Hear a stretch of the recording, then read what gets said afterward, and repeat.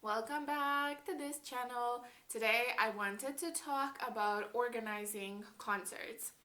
Now, first and foremost, I don't have a manager or somebody to represent me.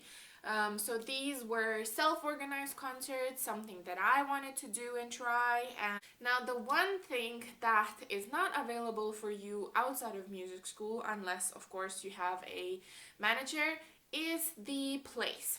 So my search started first and foremost with searching for places that are good enough for classical music. You'll have to remember that no matter which instrument, there is still a bit of a difference between classical music venues and rock music venues or jazz music venues, for example. I was lucky enough to find some venues pretty close to where I live, and I was also lucky enough that it worked out that I could play it in three different countries. Three different countries. So my first concert was, I think, in October, and it was at the music library here where I live. So that was really nice. I did not have to pay music venue fees, and it was also a bit easier since there was some sort of advertising done already for me through the library's website. Then my second place of concert was in the Faroe Islands, and I of course needed a bit of help with this because yes, I do know people in the Faroe Islands, but I as much of a chance to explore or like to email people, because also when I was in the Faroe Islands it was around the holidays, so Christmas and New Year's, so a lot of places were also booked. But I'm happy it worked out, so I got to play in a church, and those are my favorite, of course, because churches are amazing. They have amazing acoustic and everything sounds 10 times better without working so hard, so that was great. And then, of course, and I didn't have to pay any booking fees.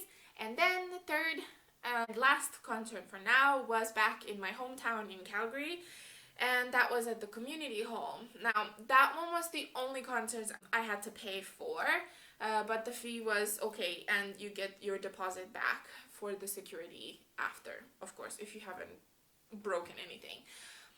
The reason why I wanted to do these concerts, first and foremost, was because I was considering a competition. So I was like, okay, I have to prepare these pieces anyway, so I might as well do it in a more fun way for myself and practice performing them in front of people. As I performed these pieces more and more, I was like, you know what, this is actually pretty fun and I should do this more often for myself, because the reality is, at the end of the day, you are your own promoter, and you have to create that like need in society, so to say, for your name, for your performance, for your music, because nobody else will unless you're like super famous, which I'm not yet, but you know, you never know. The one big thing to really consider with these things, and when you are communicating with the people that you're booking these halls for you, is the time of the concert, the day, and of course tickets or no tickets. One of the venues, I had to accept the date, which was given to me, so that was the library, which was great as well. I loved it. But it was a Tuesday, which was actually interesting to play on a Tuesday. I've never played on a Tuesday, but it was really good and really fun, and it was a concert, 3 o'clock, so 3 p.m. And that was actually very nice, because at that time you get a lot of school-aged kids that are going into the library with their parents, and they can come in and go as they wish, so it's not a lot of pressure for them to pay attention for a long concert. And then I also did a similar time for the church concert in the Faroe Islands. That was a little bit difficult, again, because of the holidays and everything, so that was on a Saturday, but that was also still okay. And then the only concert that I wish I could redo was the one in Calgary, where I did it in the evening. Well, and then people don't really come to your concerts unless you're like super famous, like I said before. But anyways, that was a nice learning curve. As to prices and what you should charge and stuff like that, I actually did not make any money out of this. And in the beginning, I felt a bit like, ugh, blah, like I should make some money out of this. It's my profession. I finished school for this. But now that I think about it a bit more, the rude or the very awakening reality is that until people know your name and who you are, yeah, ain't getting paid. And as sad as it sounds, but that is kind of like how it works in the music business, or what I have noticed so far about the music business. So I did not earn anything, but I earned a second concert at the library, which is yay, amazing. And I just learned and gained a lot of experience, which of immediately, like, yeah, for now, it's not exciting to talk about experience, but I'm definitely like remembering a lot of things and using them for later. And last but not least, one has to consider the repertoire. For these type of concerts, and especially into like the early to like mid afternoon, I would not make these concerts too long.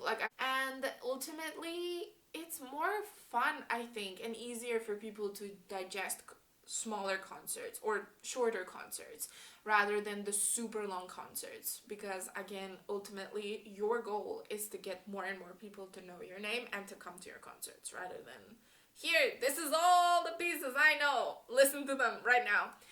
Jokes on the side, I had a lot of fun organizing these things and definitely kept the contacts up and have more ideas for concerts and things I want to do. But I'm open to ideas and suggestions. So, hopefully more interesting things are to come.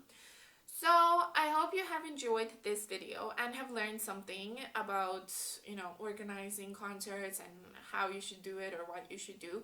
If you have any questions about this or any other things, don't be shy and leave me a comment down below. And of course, if you like what you see, you should hit the subscribe button. And I will see you in our next video. Bye!